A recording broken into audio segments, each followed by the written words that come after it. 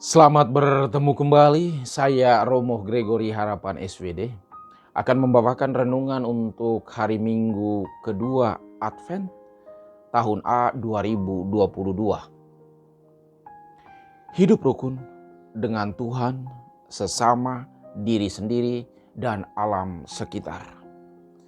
Kita diajak untuk hidup rukun karena memang ada orang yang selalu mau mencari-cari kesalahan orang lain. Kalau kesalahannya tidak ditemukan, ciptakanlah kesalahannya biar ada. Ada orang yang senang kalau melihat yang lain susah. Kalau tidak susah-susah juga, dibuatlah supaya dia susah. Capek deh menjadi manusia. Kalau manusia memiliki tabiat seperti itu. Advent mengajak kita untuk hidup rukun dengan Tuhan, sesama, alam sekitar, dan juga diri sendiri. Orang cenderung untuk menyusahkan orang lain karena terjadi disharmoni dalam dirinya sendiri. Dalam masa Advent ada beberapa hal yang perlu dibangun. Pertama, merindukan Tuhan. Kita diajak untuk dekat dengannya, maka perlu persiapan. Persiapan yang paling utama yaitu hati. Hati kita adalah rumah Allah, tempat dan sumber kedamaian. Hati kita harus baik dan bersih. Hati yang baik dan bersih juga didukung oleh pikiran yang baik dan bersih. Hati dan pikiran yang baik erat hubungannya dengan kerendahan hati.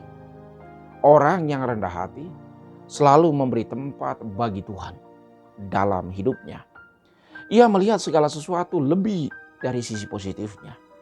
Ia mengakui kelebihan orang lain dan belajar dari kekurangan dirinya sendiri dan memperbaikinya. Kerendahan hati adalah rumah kebaikan dan jalan kepada kebijaksanaan. Yang kedua, metanoia, bertobat. Ini semangat yang penting agar hati, jiwa kita senantiasa baik dan bersih. Pertobatan yang tulus mulai dengan pertobatan hati. Hati kita yang harus bersih. Hati kita yang harus dibersihkan dari segala hal yang tidak baik. Menyesali semua yang tidak baik. Mulai dari diri sendiri, dari hati kita. Hati yang bertobat adalah tempat untuk Allah bersemayam. Diri kita adalah kenisa Allah. Yang ketiga, pembaharuan diri secara terus-menerus. Kita perlu memperbaiki yang salah dan melipat gandakan kebaikan yang telah kita miliki. Membaharui diri adalah proses sepanjang hidup. Tidak pernah selesai. Kegiatan, praktek yang harus selalu dilaksanakan setiap waktu dan sepanjang hidup. Kita belajar dari pengalaman 3 tokoh penting ini. Nabi Yesaya, Santo Paulus, dan Yohanes Pembaptis. Kesaksian Yesaya. Ia akan menghakimi orang lemah dengan adil. Suatu tunas akan keluar dari tunggu lisai, dan taruk yang akan tumbuh dari pangkalnya akan berbuah. Roh Tuhan akan ada padanya. Roh hikmat dan pengertian, roh nasihat dan keperkasaan, roh pengenalan dan takut akan Tuhan. Ia tidak menghakimi menurut kata orang. Ia menghakimi dengan keadilan dan kejujuran. Ia tidak menyimpang dari kebenaran dan kesetiaan. Serigala akan tinggal bersama domba. Macan tutul akan berbaring di samping kambing. Anak lembu dan anak singa akan makan rumput bersama-sama. Dan seorang anak kecil akan mengiringnya.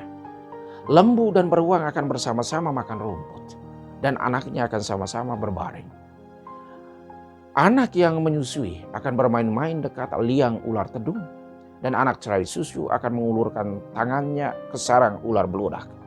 Tidak ada yang berbuat jahat dan yang berlaku busuk di seluruh gunungku yang kudus.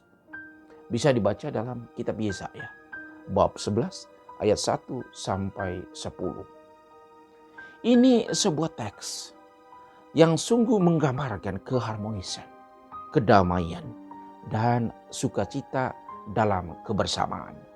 Yesaya menggambarkan suatu dunia baru, situasi yang penuh dengan keharmonisan, kerukunan, dan kedamaian.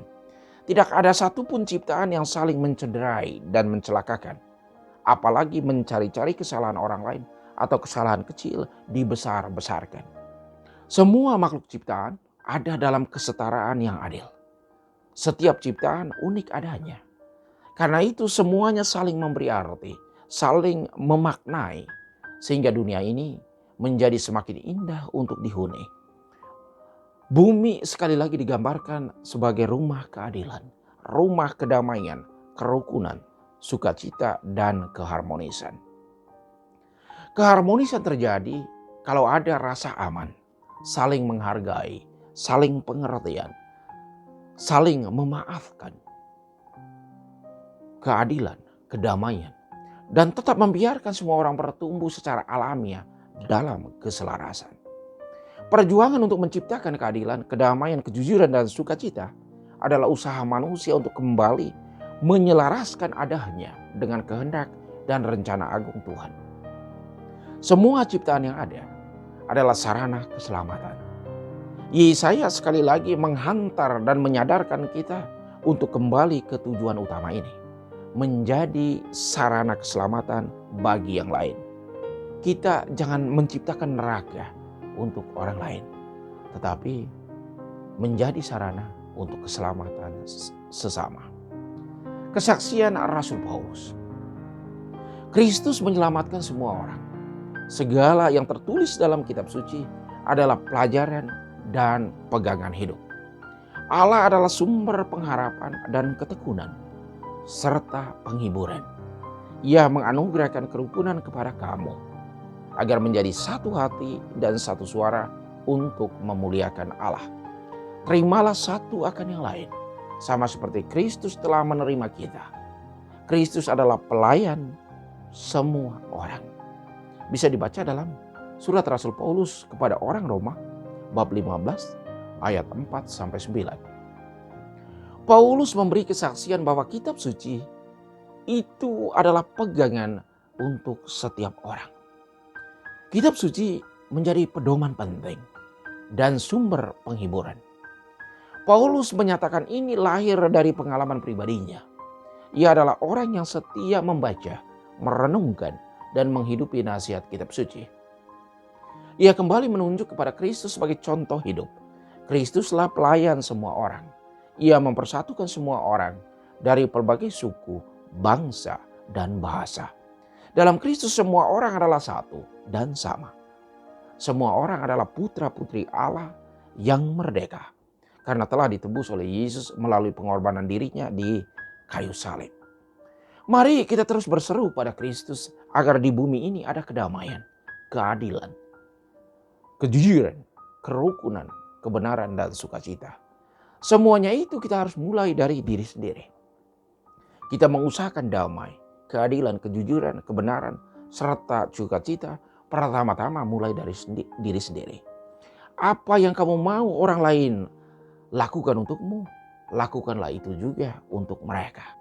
Hal positif mestinya kita bagikan dengan orang lain. Kita hanya bisa membagi dari apa yang sudah kita miliki. Maka usahakanlah untuk senantiasa memiliki damai dan sukacita dalam diri masing-masing. Belajar dari Yohanes Pembaptis. Yohanes Pembaptis tampil di padang gurun Yudea, memberitakan bertobatlah sebab kerajaan Allah sudah dekat.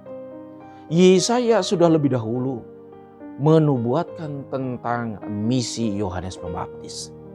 Ada suara yang berseru-seru di padang gurun. Persiapkanlah jalan untuk Tuhan, luruskanlah jalan baginya.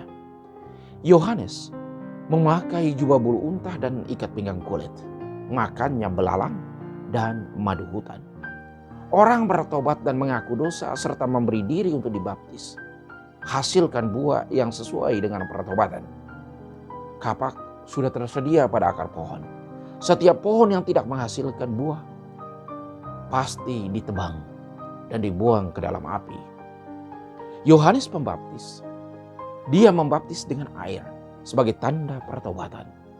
Yang akan datang kemudian darinya akan membaptis dengan Roh Kudus dan api. Alat penampi sudah di tangannya. Ia akan memisahkan yang baik dan yang buruk.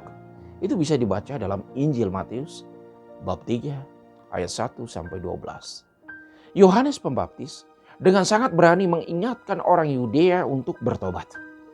Ajakannya didengar dan dilaksanakan. Karena Yohanes sendiri menghidupi apa yang dia katakan, yakni bertobatlah. Pertobatan yang dibuat Yohanes ada 4 dimensinya, yaitu dengan Tuhan, dengan sesama, dengan diri sendiri, dan dengan alam sekitar. Pertama, dengan Tuhan. Ia kembali meluruskan, meratahkan, dan mempersiapkan jalan baginya. Ia berbalik dari seluruh hal yang tidak baik yang pernah ia lakukan, agar Tuhan berkenan hidup dalam dirinya. Dengan sesama. Ia memberi contoh dengan hidupnya sendiri, lalu mengajak sesamanya untuk membersihkan diri bagi Tuhan. Ia mengajak mereka untuk bertobat, mengakui dosa, dan menyesali atas semuanya serta tidak melakukannya lagi. Buah pertobatan Yohanes menggerakkan orang yang mendengarkannya untuk membersihkan diri dari semua kebiasaan yang buruk, dari tabiat-tabiat yang jahat. Dengan diri sendiri, Yohanes membangun pertobatannya dengan seluruh kesadaran. Ia menarik diri dari dunia orang kebanyakan dan menyepi. Ia hidup di padang gurun dan bergantung penuh pada kemurahan Tuhan. Ia hanya makan dari pemberian Tuhan, belalang dan madu hutan. Ia kembali ke alam. Maksudnya, ia kembali ke situasi asli penciptaan, bahwa segala sesuatu baik adanya. Yohanes kembali hidup baik dengan memberi tempat bagi Allah dalam hatinya. Dengan alam, Yohanes menghargai segala yang ada dengan tidak merusak atau mengeksploitasinya secara tidak bertanggung jawab. Tetapi yang ia lakukan yaitu memanfaatkannya secara bertanggung jawab untuk kebaikannya dan demi keseimbangan alam. Ia makan belalang dan madu hutan. Ia hidup selaras alam. Kita juga diajak oleh Yohanes Pembaptis untuk bertobat dengan 4 dimensi yang sama. Dengan Tuhan, sesama, diri sendiri, dan alam sekitar. Tujuannya untuk semakin menghargai martabat setiap ciptaan, terutama martabat sesama manusia.